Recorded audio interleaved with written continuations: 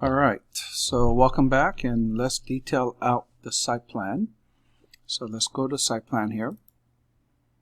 And you can see right now we don't have anything. It's just really the Revit model and a couple of elevation marks and our grid line. So a couple of things. We don't need to see the elevation mark or the grid lines on a site plan, so I'm going to hide them. So I'll select it, right click, select all in the view, and then hide. The shortcut key for hide is EH for element hide. Alright. And then we also don't need to see the grid lines, so I'm going to just click, right click, and select all distance, visible in view.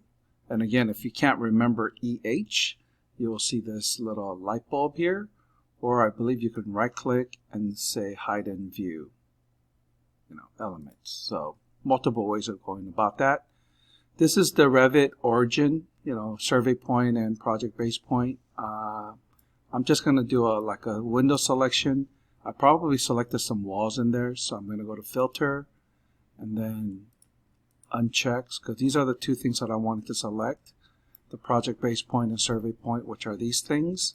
And I'm also going to go EH on that to get rid of that. So now I have kind of my house isolated in no man's land, in nowhere. So now let's put in our property line, and we're going to detail out some yard area, concrete area, and etc., etc. So let's go to Mass Against Site and property line, and we're just going to create by sketching. And I know it's generally a rectangle, so I'm just going to do that. And I believe it's 177 feet. So let's just go here, click that line and type 177. Come here, maybe drag that over there. And then that is 50, I believe. So it's 50 by 177. Clearly now this dimension is locked, so I can place it anywhere I wish. And now I want to lock it into the setbacks, right? So actually I think I'm going to go to wireframe so I can see the walls itself. And I believe the rear yard setback is, on the plans it says 6'10". So let's go 6'10". There to there, and I'm going to pick the property line and then move that 6'10". And the side yard, it looks like it's 5 feet, so I'm going to go DD. Come on, there we go. Again, move the property line 5 feet. There we go. So now I have the house properly located on the site. In the site plan, we also have a property line. Revit knows that that's a property line because that's how we created it. And before we rotate to true north, let's just go ahead and add all of our kind of annotations and details. So there is a driveway and things like that up in the front. You have two choices, so I'm going to kind of give you two different techniques. I don't think I have it dimensioned on the site plan, the size of the driveway or the length of the driveway, so I don't mind you guys eyeballing it, but let's do this. So you could actually quote unquote fake all the additional graphical items, and the way you fake it is you go to annotate and you just do a region fill. So that allows you to let's say draw a driveway, and you could fill it with a concrete hatch, which I don't have right now, so it's okay. We'll create one, but let's just pick any hatch for now. And so you have a graphical element that represents whatever you want to represent, whether it's concrete or grass. And the thing with these graphical elements or annotations or hatches, they only live in this particular drawing, which is the site plan drawing. So if I go to 3D, you won't see them. Let me turn off the section box. Right? They do not exist in the, I guess, a three-dimensional world, if you will. And in our office, pending what we're drawing, sometimes we do this and we basically annotate, which means to just give 2D graphical elements, or we actually create a 3D physical model. So in this case, I'm going to annotate all the grass areas, although you can create a model for them. And then I'm going to create a physical model of the concrete areas so that you guys can see the difference. I'm going to move this off to the side for now. And for the concrete areas, I'm going to just make a concrete floor. So I believe we made a generic 4-inch floor. And so then I'm going to just create lines. And I'm going to eyeball it. Maybe somewhere here. Here. Probably like 20 feet. So I just created my driveway. I believe on the drawings this is showing as 14.6. So I'm going to just type in 14.6. And then this one has a little radius, so I can click on this tool here, fillet arc, and then, oh, I don't know, maybe it's a 4-foot radius. Let's see. Looks good to me. So I have the concrete. And say yes. So now if I go to my 3D model, you see that it shows up. Now of course my property line doesn't show up because it's just hidden on 3D view.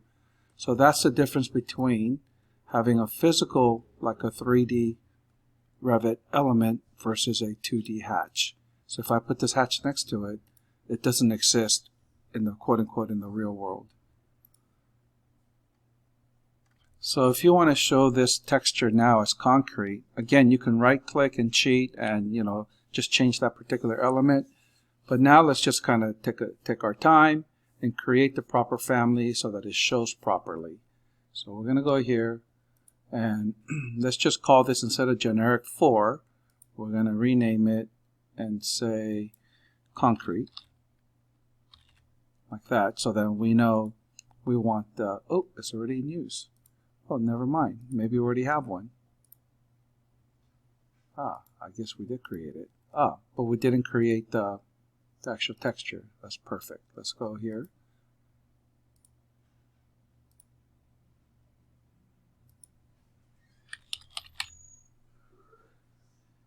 So when you get back into the Revit material, I see that there is a precast concrete default, and you can see it's showing as surface pattern foreground, sand, black. There's no background color. And then when you cut the concrete, it's going to show the little triangle. So that's exactly what I needed. So let's put that in. Go in. Say yes. And there you go. Now you have your concrete texture. Let's just go ahead and add in. I'm going to move this away. Let's add in for the house that's in the front. So I'm going to go to Edit Boundary. I'm just really basically eyeballing at this point, and so feel free to kind of measure things out if you like. SL for slice to cut that line into 2 pieces. And now I have like a concrete pad. And again, if I go to 3D, that concrete pad is there. Let me hide all this. So you can see now I'm beginning to detail things out. In our office, you know, we sometimes when we model things out, and I would say about 80% of the time we model things out, and the other times we just put a hatch pattern on it because it's really not that big of an issue. So now for these grass areas in the front, I'm just going to put a hatch pattern. So what I'll do is I'll just use this and stretch out that pattern. And let's see if there's a grass hatch that we can use for this element. So, do they have a grass? Oh, landscape grass. So we're going to just use that, and then we just have this texture. You can use any texture, but in our office we thought maybe we just use that. So that will represent the grass area, and obviously I have grass area all the way across. I'm going to see if this will work, because cheating and taking shortcuts is always good. And then I'm going to say send to back. It doesn't go behind the models, so never mind, I can't cheat. So I'm going to first kind of lock it here. I'm going to pick line because I need to go around the concrete, or else it'll cover the concrete. And then we'll trim. So now I believe I have the perimeter covered. Trim that, trim that. So now I have a one big loop, but now it's covering my house, right? So we're going to go back in here, edit boundary. Yikes, I shouldn't have done. Now I can't see the house.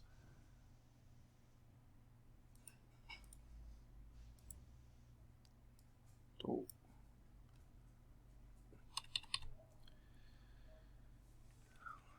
I'm going to undo, and then I'm back here. Okay. Because I want to see through the house. I mean, I can make the hatch transparent and stuff like that, but I'm not in the mood to do that right now. And I'm just going to use the pick lines to kind of trace over the perimeter of the house.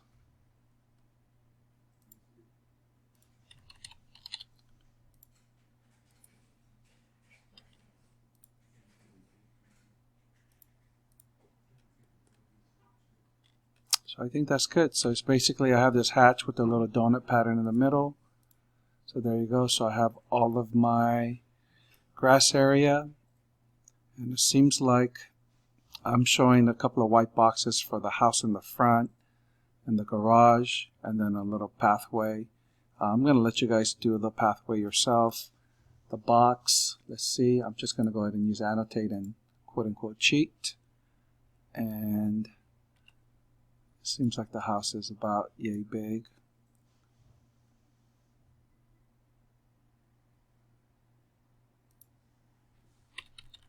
There seems to be like a 7'8" hard dimension there, so I'm going to just try to maintain that so that the drawings look consistent. And then on that one pattern, I'm going to go solid white masking. There you go. Alright, so on my demo, I'm just going to do a few annotations. I'm not going to annotate everything, but I expect you guys to annotate everything. So here I'm going to just write existing 945 square foot SFR. That's, you go to the annotate tab, you say you're going to create a text, and we usually like to use 3/32 as our kind of standard text size. And come in here, and you just literally type out whatever you want to say on the plan.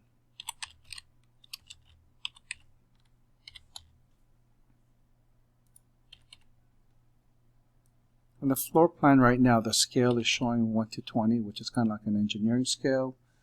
For us, we like to either show it as an 1/8 inch if it'll fit, or a 1/16.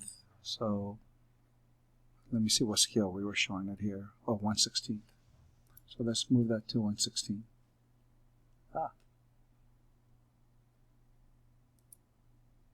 There it is. So that's your example of just creating general annotation. There's some annotations where you point at things. So let me take a look at which is a good example. I think there's a public fire hydrant out there. So you're going to go to text.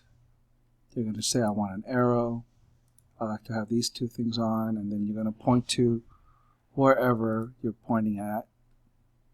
Click.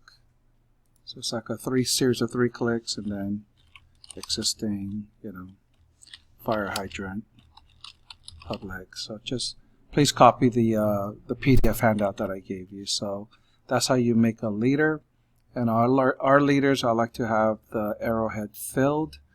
That's a pretty easy adjustment. You just select it, and then you go to the leader arrowhead here. We're going to pick triangle filled. See what that looks like. Oops, nope, that's not it.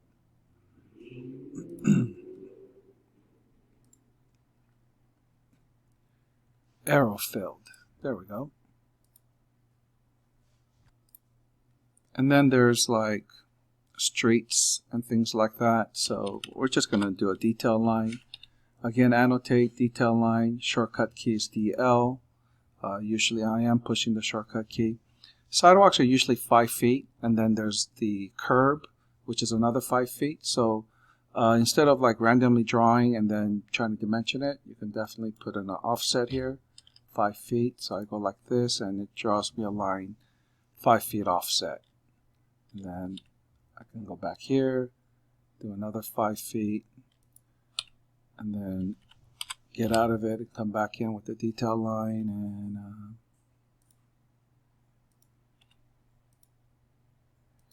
that'll be the curb.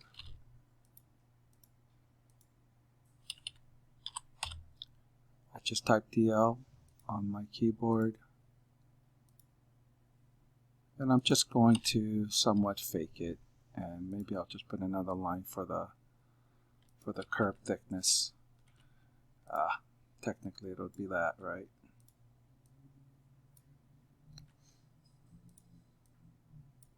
So yeah, you guys have to learn how to draw and kind of create some additional detail lines.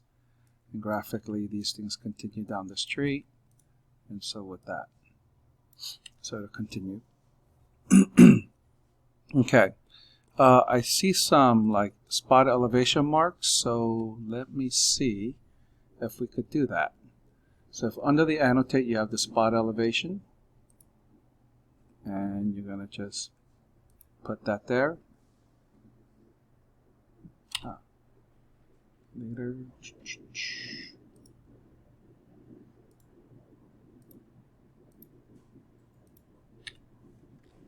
So obviously what I have on my drawing, that's a custom family that you see on the PDF. This one is coming out of the box with Revit. Let me see what else they have here.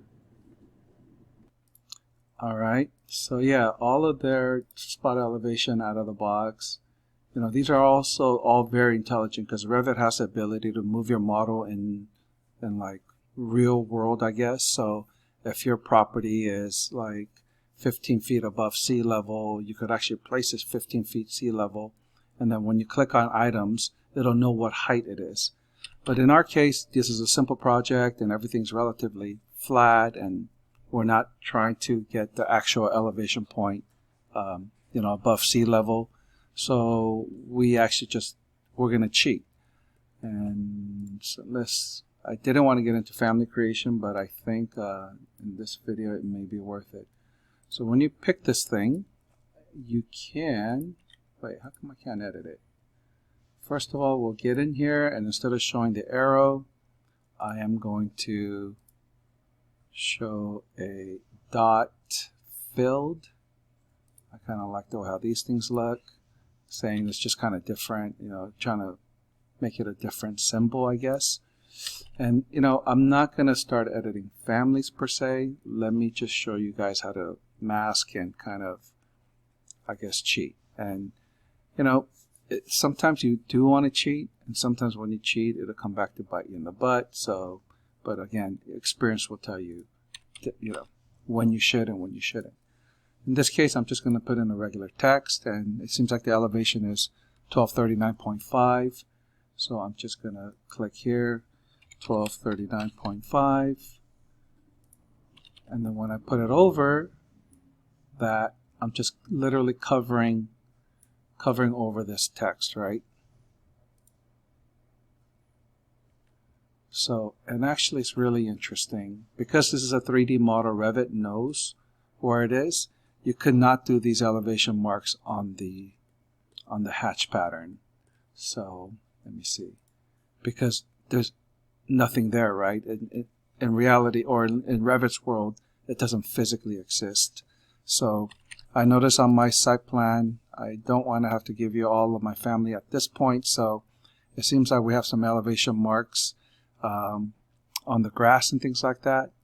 I'm going to just give you guys a challenge and make you guys go old school and see if you guys can actually create one. Like literally draw out a circle, put a crosshair on it, you know, and then just go old school. It'll be fun for, it'll be fun for me to watch you guys try that.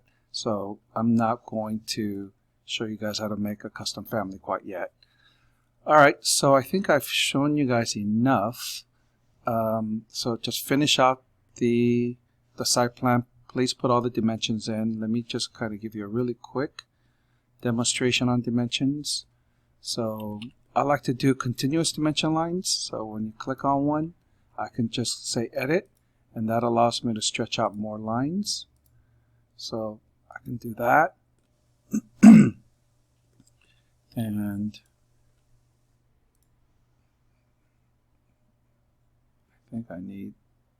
I'm not even sure what I'm clicking on. I shouldn't be too lazy. I should really do like wireframe, but it's okay. So there you go. So go ahead and put in all the annotation. Please make it as close to the PDF example that you see.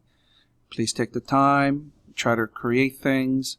Hopefully you may have some questions of how to create certain elements that I might have skipped on this demonstration, and hopefully you guys will, you know, bring that up during our Zoom sessions. But please finish out the site plan. We'll see you guys soon.